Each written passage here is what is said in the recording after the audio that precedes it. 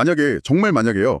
애플이 갑자기 아이폰 생산을 중단한다. 이렇게 발표하면 어떨 것 같으세요? 와, 상상도 안 되는데요. 그렇죠. 정말 충격적인 소식이겠죠. 근데 지금 테슬라에서 바로 그런 일이 어쩌면 그보다 더한 일이 벌어지고 있다는 거 혹시 알고 계셨나요? 네. 보내주신 자료들을 쭉 보니까 와, 정말 흥미로운 내용이 너무 많더라고요.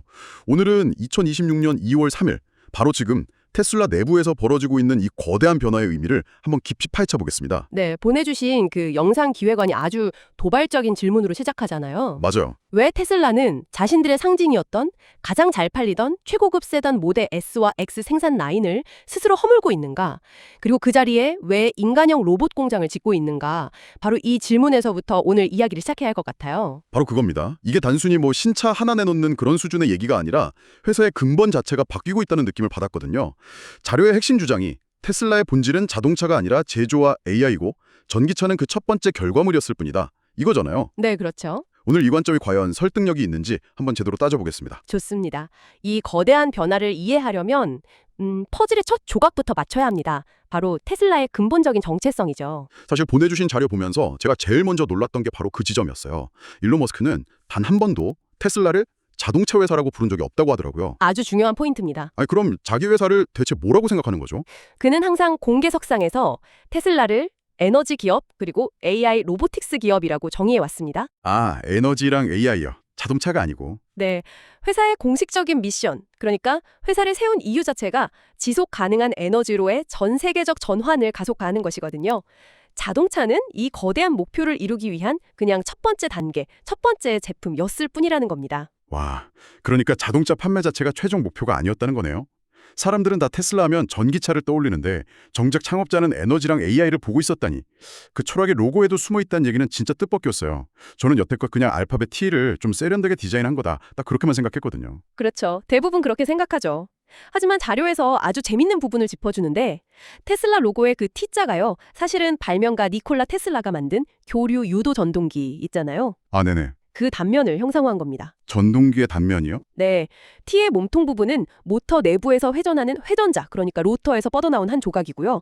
그 위를 감싸는 듯한 곡선은 고정자, 스테이터를 의미하죠. 와, 이건 그냥 디자인이 아니라 거의 뭐 공학 설계도 수준이었네요. 로고에다가 우리 회사의 심장은 엔진이 아니라 모터다. 이렇게 그냥 새겨놓은 셈이군요. 정확합니다. 우리는 내연기관 시대를 끝낼 것이다. 이런 강력한 엔지니어링적 선언인 셈이죠. 시작부터 자신들의 정체성을 아주 명확하게 하고 있었던 거예요. 그런 엄청난 비전을 품고 시작했지만 현실은 그야말로 지옥 그 자체였다면서요. 특히 그 유명한 생산지옥 말이죠. 보내주신 자료에도 이 부분이 아주 드라마틱하게 묘사되어 있더라고요. 바로 모델3랑 Y 이야기입니다.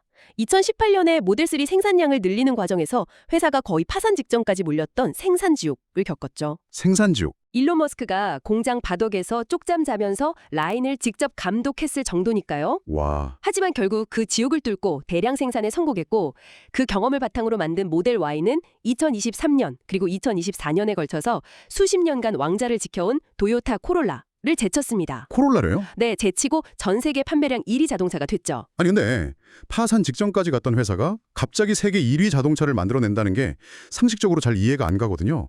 대체 그 생산 지옥에서 무슨 일이 있었길래 그런 극적인 반전이 가능했던 건가요? 핵심적인 혁신이 하나 있었습니다. 바로 기가프레스 덕분이죠. 아, 기가프레스. 기존 자동차 제조 방식은 수백 개의 작은 철판 조각들을 로봇팔로 일일이 다 용접해서 차체를 만들거든요. 네, 복잡하겠네요. 공정도 복잡하고 시간도 오래 걸리죠.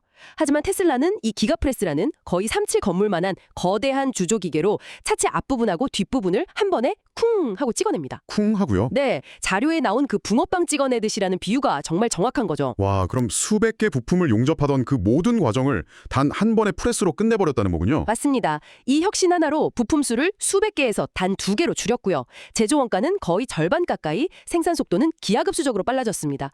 이 기획안 분석에 따르면 경쟁사들이 최소 10년은 걸릴 혁신을 3년 만에 해낸 셈이에요. 10년 걸릴 일은 3년 만에요? 네, 바로 이 지점이 테슬라가 단순히 예판 전기차를 디자인하는 회사가 아니라 제조 그 자체에 집착하는 회사라는 걸 보여주는 가장 강력한 증거입니다. 하지만 그런 혁신에도 불구하고 처참한 실패도 있었죠. 사이버 트럭의 악몽처럼요. 저도 당시 그 공개 행사를 생중계로 봤던 기억이 아직도 생생해요. 2019년에 야심차게 방탄유리라면서 쇠구슬을 딱 던졌는데 유리창이 쩍 하고 깨진 사건.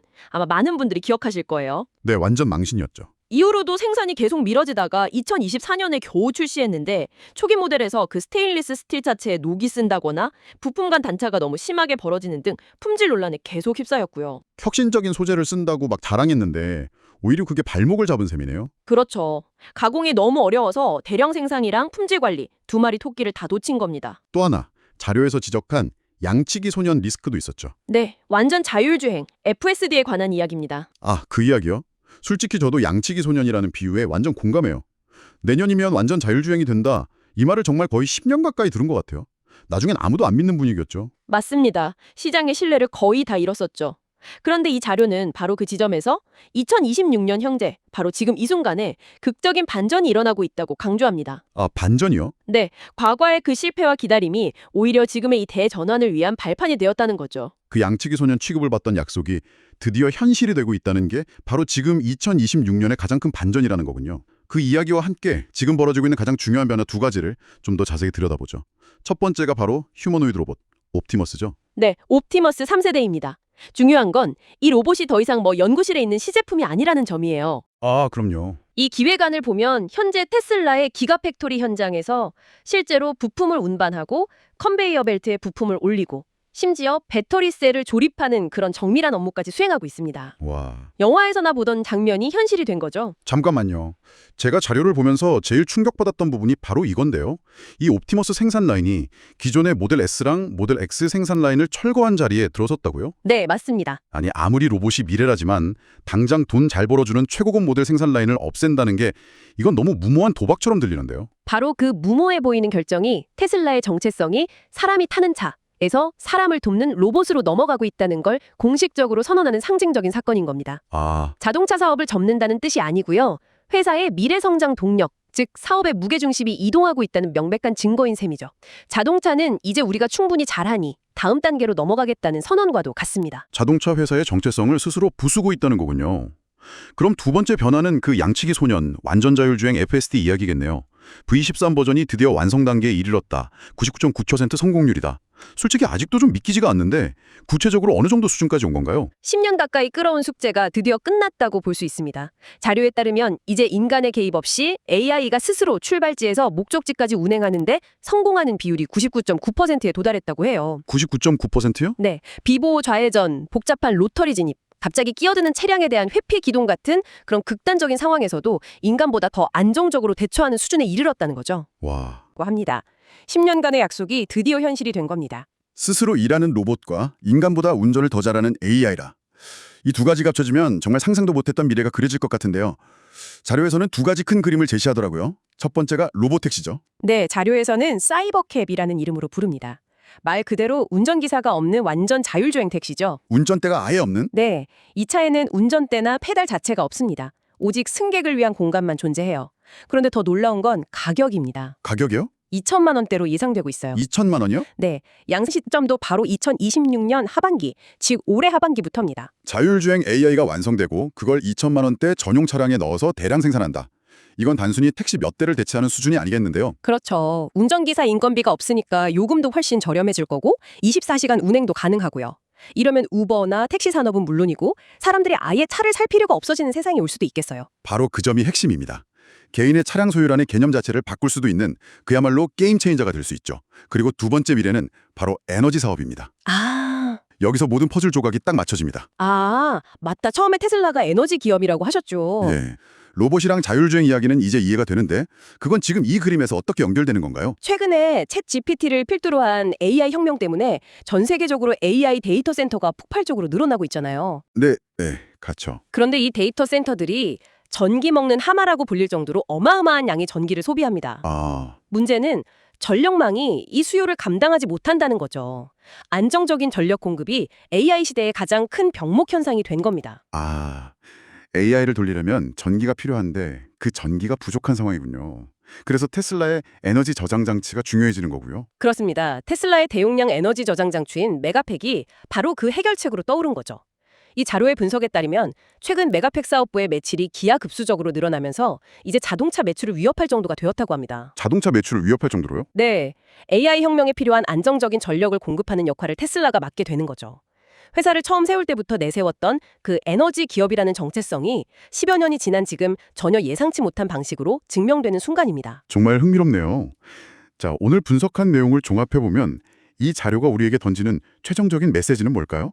핵심은 관점의 전환인 것 같습니다. 만약 테슬라를 여전히 전기차를 만드는 자동차 회사로만 본다면 이미 시장의 경쟁자도 많아졌고 지금의 가치는 너무 비싸다 이렇게 생각할 수 있습니다. 네, 그럴 수 있죠. 하지만 이 자료의 주장처럼 테슬라를 전 세계 공장의 노동력을 대체할 로봇 회사이자 AI 혁명이라는 거대한 패러다임에 안정적인 전력을 공급할 에너지 회사로 본다면 이야기는 완전히 달라지죠. 그러니까 테슬라를 자동차 회사로 보면 고점일 수 있지만 로봇과 에너지 회사로 보면 이제 시작이라는 거군요. 관점을 완전히 바꿔야만 이해가 되는 그림이네요. 자료의 마지막 문장도 아주 도발적이었습니다. 여러분은 어느 쪽에 베팅하시겠습니까? 라는 질문을 던지면서 끝나더라고요. 그렇죠. 듣는 분들께 생각할 거리를 딱 던져주는 마무리죠.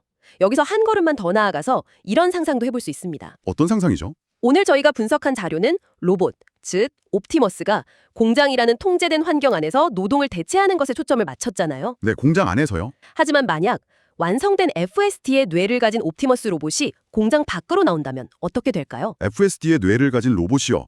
그 운전하는 AI를 로봇에 넣는다는 말씀이신가요? 네, FSD는 복잡하고 예측 불가능한 실제 도로 환경을 실시간으로 이해하고 판단하고 행동하는 AI입니다. 그 AI를 로봇에 탑재한다면 그 로봇은 더 이상 정해진 작업만 반복하는 공장 노동자가 아니게 됩니다. 세수로 판단하고 움직이는 배달원, 24시간 순찰하는 경비원, 집안일을 척척 해내는 가사도우미가 될 수도 있겠죠. 자료는 자동차를 AI의 첫 번째 몸이라고 표현했는데 만약 AI가 자동차가 아닌 인간의 형상을 한 몸을 갖게 될 때 세상은 또 어떻게 변하게 될까요? 와, 오늘 집에 돌아가시면서 한 번쯤 생각해 볼 만한 질문인 것 같습니다.